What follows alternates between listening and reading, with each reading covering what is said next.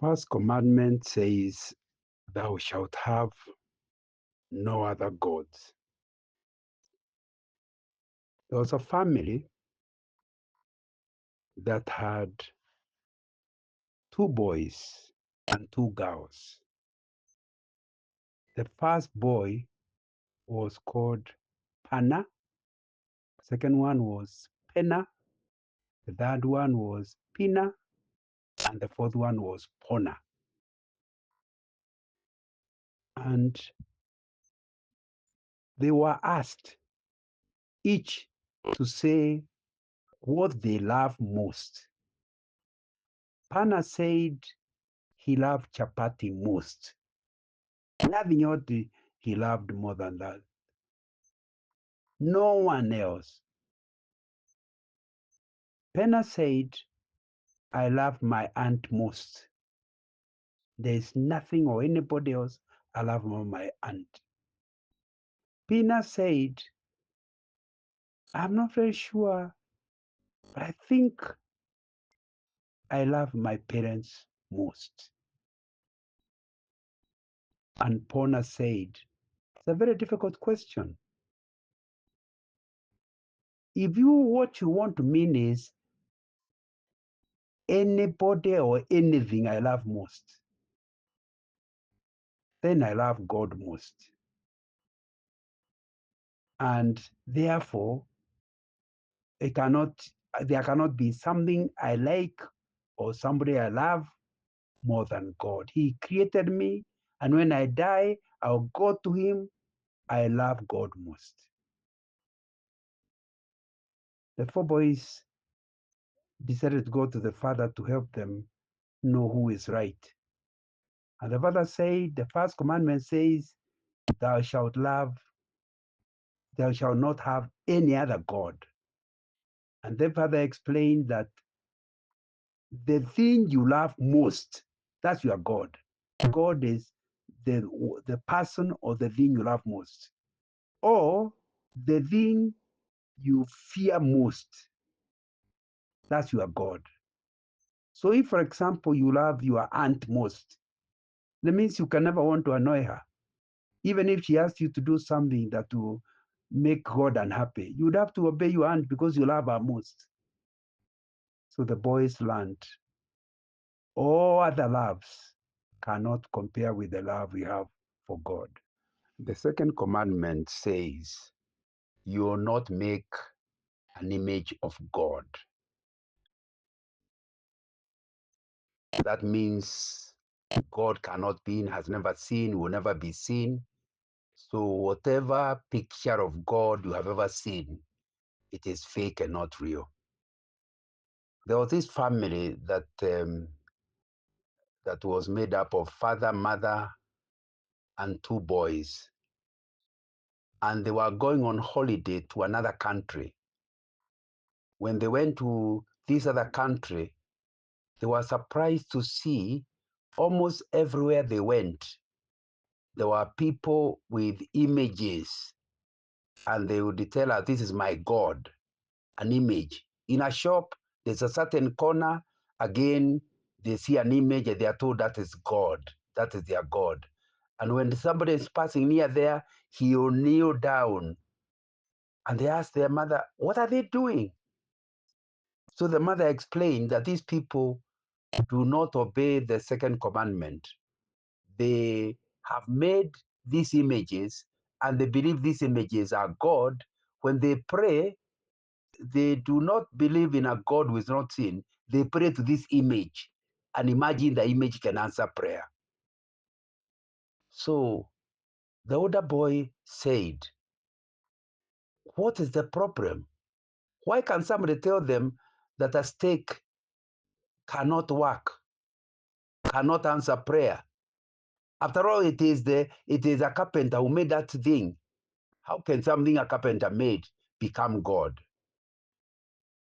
And the mother said, part of the problem is we who are Christians have not told them. The other problem is that they do not believe there any other God you tell them about. They believe their God is the best, is a God that was passed to them by their the ancestors. But after that, they went on Sundays, they were continuing their holiday, they went to a church. And they found that even inside the church, there is a cross at the front. And when you near the cross, you bow down, then you walk on. So the younger boy asked, when they came out of the church, asked, I thought you said we are not supposed to bow to any image or something made to represent God. What is that cross? Oh, it's representing Jesus Christ. He said, but that means we are breaking the second commandment. The father said, it's complicated because the church is supposed to do better. And the cross is not really God. And nowhere in the Bible is a cross allowed to represent God. We are supposed to pray to God in spirit and truth. So they asked, what are we going to do? Said, number one, you yourself should never pray to a picture or a statue of anything. Please know that nobody has ever seen God, no artist has ever seen God. So, and you are not allowed to imagine how God looks like and make a picture of him. So you yourself should never pray to a given thing or bow down to a cross or to a picture or whatever. Number two, start introducing to your friends the God who is a spirit who created everything else, including the trees from which they made the statue. Help them to know that God, and they will stop worshiping idols. The third commandment says, you will not take the name of the Lord God in vain. There was this family made of a father, a mother, and a grandfather, because the grandmother had died and the grandfather had come to stay with the family. The children of that home, two girls, really were happy with their grandfather. They kept walking around everywhere. But unfortunately, the father was used to swearing. Every time he was disappointed, he would say, oh, Jesus. When he is talking and want to promise the grandchild something, he would say, I swear by Jesus, I swear with God, I'll give you that. So it was quite common, and the parents did not know how to correct their own father. So the matter went on for quite some time with him swearing with God and everyone. If he hit his leg against something, he would shout, "Oh God!" Not in prayer, but he would add a swear word with it. And so children started wondering, is the commandment really serious? When they say you should not mention God's name in vain, what does it mean? They asked the father. The father said, it means you should never, number one, shout the name of God unless you are talking to him or talking about him. Number two, you should never claim to be a Christian and then do something that is not Christian. Because then people will start thinking, yeah, you mean God is a joke? Because those who are claiming to be Christians are not doing the things God has said they should do.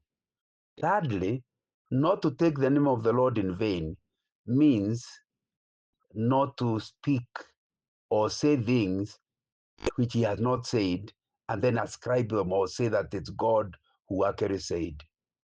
It just means you have to be careful with God's name. You cannot just mention it anyhow.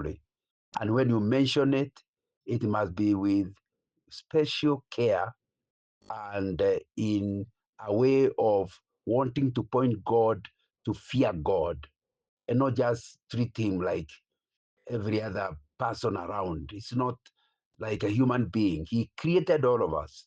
So we must talk in such a way that we give him respect. So the father said, that's the meaning of you shall not use the name of the Lord in vain. The fourth command is you must remember the seventh day and keep it holy. Some people use the word Sabbath.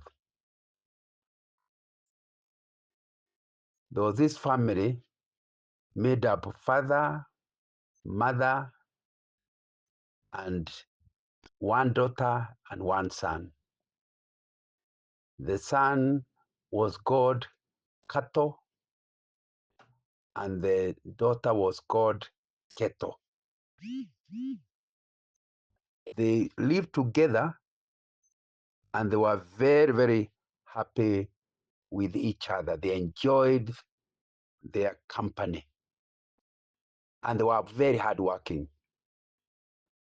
The father promised the children whoever improves their marks at the end of the school term, they were going to be given a prize. So Kato, the son, decided then to stop going to church so that he uses Sunday to study so that he really is going to get the prize. He will do very well. One Sunday, after the father used to go very early to Sunday, when he came home, he asked Kato, why didn't you come to church? He said, but dad, you said that you are going to give a prize to whoever is going to pass very well. So I decided I will not use the seventh day to go to church. I use it to study. The Keto, the daughter, said, please, dad, tell our brother that God is the only one who can help him to do well. And if he does not give God the time, go to pray, go to rest, then how will he get God's help? And although studying hard is good, it is important that you also actually obey God's commandment. The father refused to comment and allowed the boy to do whatever he chose. At the end of the term, the exams were done and the results came out. And it turned out that Keto, who had not been studying on Sundays, which he called the seventh day, decided they would always go to church but study the other times, ended up improving the marks and got the prize. When the father was giving the prize to the girl, he told the son, do you understand then? Studying is important, but it's not enough. That's God who helps us. Your sister did not study on Sundays, and look, she's the one with the prize. Learn to obey God's commandment, because if you disobey what God has instructed you, then you will not have his favor. The fifth commandment is honor your father and mother. You know, when I was very young, I used to think that other people's parents were better than mine because they gave them prizes, gave them gifts that my parents could not afford.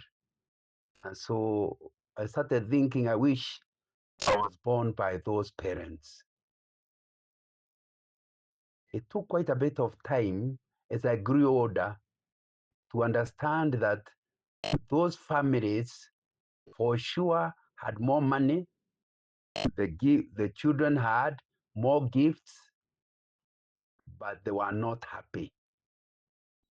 When we became teenagers and they started being friends with those children, they started telling me how violent their homes are. And the reason they are given those gifts is to silence them, to make them not notice the fact that the father beats the mother regularly to make them forget that he had become drunk and beat up the children. So he give them more gifts as a way of making them go quiet. And so I started saying, oh, thank God for my parent. Thank you that I know they don't have much, but they actually love me and actually look after me and take care of me. And they sacrifice. They don't use much on themselves. They use everything on me and my schooling. I know my parents love me. From then onwards, I learned God's command that says, love your father and mother. Number one, you are not allowed to choose who your mother is. You just discover, you are born and you discover who your mother is. It's God who determines who your mother is. So when God tells you to love your mother and father, it's not somebody you choose. Whoever is your mother and father, you must love them. Number two, if you don't love your mother and father, I discovered, your mother and father may not even complain. The God who gave them the duty to give birth to you and to look after you is the one who will be in your case. God will punish you for not loving and respecting your mother and father.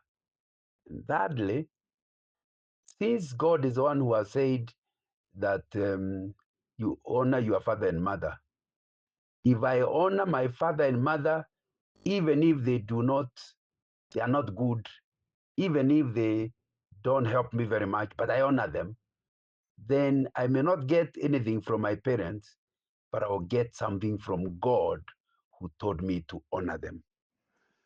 The sixth commandment says, thou shalt not kill. All that it says is that God is the creator and is the only one who can determine when his creation will die. Anybody who interferes with that rule, God will be against him. There was this family of, some old parents. They were actually grandparents. Their children had grown big, gone to town, but they had not looked after their children well. So the grandchildren came to live with them, so that the grandparents were acting like parents. And there was this boy, the grandson, who was strong. And one of the children in school disappointed him, frustrated him. So one day he came and told the grandfather, tomorrow I'm going to go with a panga. And that boy who annoyed me, I'll cut him up. The grandfather said, you want to kill? Yeah, but I'm not the one to blame. He's the one who annoyed me. I wish you know what he called me, Grandpa. He's a bad boy. I'll kill him. The grandfather sat the boy down and said, there are three reasons why you cannot kill. Number one, whatever that boy has done to you, it's bad. But the Bible tells us, revenge is mine, vengeance is mine, says the Lord. In other words, when somebody does something bad to you, instead of you revenging, you are supposed to tell God about it. And God himself will handle it. By going to kill the boy, you are taking over God's work instead of allowing God to do. Number two, life belongs to God. So when you kill, you are actually destroying God's work. And rest assured, he may be dead, but God himself will be on your case. you will bring a curse on yourself from God.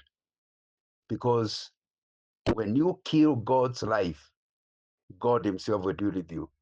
Lastly, I think it's important to understand not only are you not allowed to kill others, you are not even supposed to hate them. Jesus in the New Testament said, if you hate someone, you have already committed murder. So you are supposed to love everyone. The boy said, you are not serious. That boy cannot be loved. He is terrible. I'm not the only one he hurts. He's a bully. He bullies everybody in the class. The grandfather said, please remember, vengeance belongs to God. Number two, we are supposed to love those who hate us. So if you do not love him as bad as he is, you will not have a problem with him. You have a problem with God, who has instructed you to love everybody. So what am I supposed to do with him? Number one, the grandfather told the boy, tell him what he's doing is wrong, report him to the teacher, or if you know his parents, report him to the parents who can discipline him as parents, but you continue to show him love. And God is the Lord of you, so he will hear your prayers and will sort out the boy. The seventh commandment is about married people. And it says the husband and wife must be committed to each other and keep the vows that they give on their wedding day. And the vow is said, I'm going to be yours for life. The wife said she will belong to the husband for life. The husband said, I'll belong to the wife for life. Not for some time, but until death separates us. So the commandment is saying, you must keep your promise. There's this family that was living in a rural area somewhere, and they kept promising each other things. But the mother of the family did not like keeping to her promises. And the children were wondering, why doesn't mom keep the promise? What he promised, he doesn't keep. He tells her something, he doesn't keep to it. Promises dad something, he doesn't keep. What is the problem? One day, the children decided that whatever the mother told them, they were also not going to do. And so that day, nobody did what the mother said. Even the husband did not do it. And she said, what's wrong with you people? Even you and you and you, there were 3 children and the father. By the evening, she was very, very annoyed with them. And they decided, why don't we all sit down? This mom, each person said, do you remember you told me this? You didn't keep to your word. The second born said, do you remember you promised me this? You didn't keep to your word. Then the third one, the last born said, do you remember you said this? You didn't come. And do you remember you told dad this and you did this? How do you expect us to be a good family when we do not keep promises to each other? The mother said, I'm very sorry. From today, I'll keep to my I'll keep the vows or promises I made to my husband, just like he does to me. And children, I'll not make promises that I don't keep. And please, do not do what you did today so that we can become a better family. So the children learned that when you make a promise, you keep it. If you choose to get married, then you must commit yourself to your spouse to the person you have married for life. Even if there are difficulties along the way, you still keep to that marriage. You don't drop out of the marriage when you have made a promise before God. Because God is Himself saying, keep with the marriage. The marriage vows must be honored, must be kept.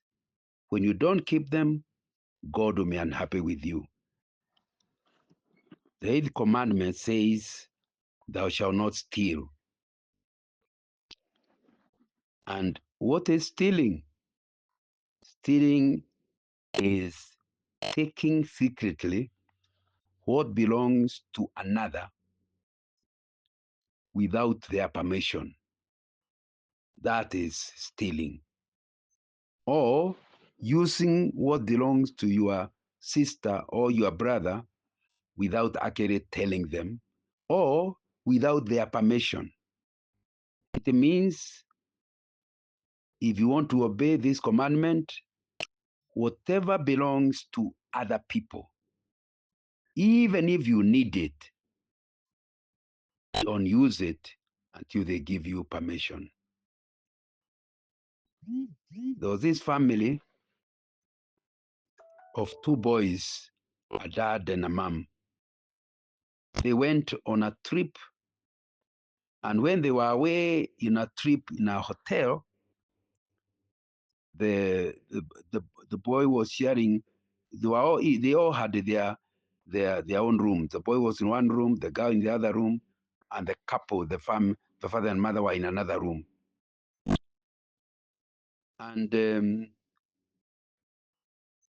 the boy found a very good pen in his room, and he decided he would carry it.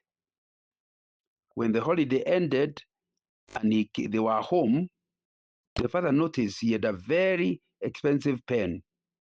And he says, son, where do you get that from? And the boy said, in the hotel you were staying in. See, so you are paying for the hotel. So how did you decide that pen? I paid for that pen. I liked it. I didn't want to leave it there. And anyway, who does it belong to? It was just my room. It was my room. So the father sat the boy down to explain. If you go to a place and find something precious and useful, ask, is this also mine? Do not use without permission. He said, so that you know this is a serious matter, you are going to go back to that hotel alone and take this pen to the manager. Tell him you are sorry you had picked it from the hotel. The boy said, I'll be very embarrassed. Said, yeah, the way to show you are sorry and show God that you know you broke his commandment because he's the one who says you should never steal. Tell God sorry, then go and return the pen. So he was put in the bus and the ticket was paid for to go and come back. And the boy went to the hotel, then very embarrassed, told the hotel manager, I'm sorry I took a pen. I'm now returning it. The hotel manager was very happy because they had already seen that there was a missing pen. And he got into the bus and returned home. When he returned home, the father was very happy. And by that time, the father had bought a new pen for the boy, same like the one he had stolen, and he gave him so that he learned. Always ask, never use something without the permission of the owner. And even if the owner will never discover who stole, God sees everywhere and knows you are the one who stole, and God himself will punish you for stealing. The 9th commandment says, you shall not give false witness.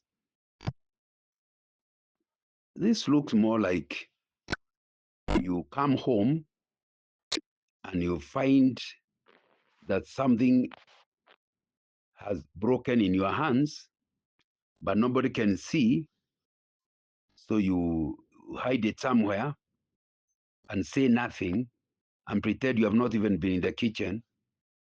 When your parents arrive, they start trying to find out who broke the glass. And you say, my sister, she's the one who went to the kitchen. She must have broken. Number one, you are lying. But more importantly, you are trying to put somebody else in trouble through your lying. That's called being a false witness. You are saying you saw something you did not see. Or alternatively, you are saying you saw something that is not true because you want to hide what you actually saw. You are a false witness.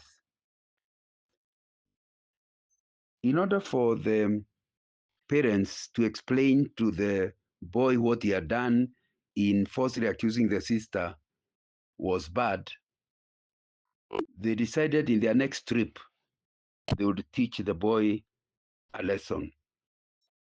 So the boy was staying in his room, the girl was staying in her room, and they decided to organize with one of the people working in the hotel to take away the Bible from the boys room and put the Bible from the girl's room to his room. And because there were written room numbers, they were to report the following day that the girl's room's Bible was missing. The girl said, I have no idea who took the Bible at all. But my brother, might you, do you remember you came to my room? Might you have taken the Bible? Says you are giving a false witness. It's not me, it's not me. He was very unhappy that the sister was trying to spare him. The sister said, I'm not saying you took it, I was only asking. But he was very unhappy. So the parents decided, in order to sort the matter, let's all go to the boy's room. When they arrived in the boy's room, the boy had not noticed that the Bible in the room was actually written, was a different Bible. It was written the girl's room number. And so he said, I'm very sorry. I am not the one who took it here. I did not know how it came here. Oh, I'm so sorry, my sister. I will never repeat. Now I know how you feel when somebody tells a lie about you or says you have done something you have not done. I will never do it again. That's when the parents said it was just a drama, it was just a joke, and the matter ended up well. The parents advise the children, please understand, if you haven't seen something, simply say, I never saw it. Even if people push you, don't ever give a false witness. Don't say you have seen something you have not seen. If you have seen something and they are trying to check where the truth is, you have two alternatives. Either to tell what you saw or to keep quiet. But you can't give a false witness. You can't say something untrue. That's the meaning of the ninth commandment. The 10th commandment says, thou shalt not covet, or you will not be jealous. Coveting means wanting what belongs to other people. In other words, you see your brother with something and you wish it was yours. There's something wrong with us because we always think what other people have is better than what we have. And no wonder the Bible gives this 10th commandment saying, what is yours, whether good or bad, it is yours. Pray to God who will help you to get something better. Work hard so that you earn the money to buy something better. But in the meanwhile, be happy with what you have. There was this family that had 3 cats. And these three cats were very interesting cats. The first cat was called Yet. The second cat was called Net. And the fourth cat was called Set. They were always together playing. But they decided they would give them different names. One of the cats, whenever they were given food, it will stop eating its food to go first of all to eat the other cat food. And then finally, when they have eaten the other cat's food, it does not want to allow the other cats to eat with it. So they decided to teach Set, the cat that used to do that, a lesson. So they gave the three cat food. Then Set ran to the other cats to try to eat their food. Slowly, without the Set knowing, they removed the food and went and hid it. So when they finished eating the other one, he wanted to come back to his food, and there was no food. And it was very annoyed that they couldn't find its food. It meow, meow, crying. And they wondered what could have happened. The following day, they did exactly the same. They waited until it went to eat the other cat's food. They removed its food, and when they came back, they found no food. Again, it was very unhappy. The third day, it was being tempted to go to eat the other cat's food, but it feared its food will go away. So it decided to concentrate on its food and not go to other cat's food. From then onwards, it was able to eat on its own food without going for other people's food. We need to learn that if we are busy trying to take other people's property, we will not enjoy our own property. Always be happy with what God and your parents have given you. Do not try to have what belongs to your sister or brother.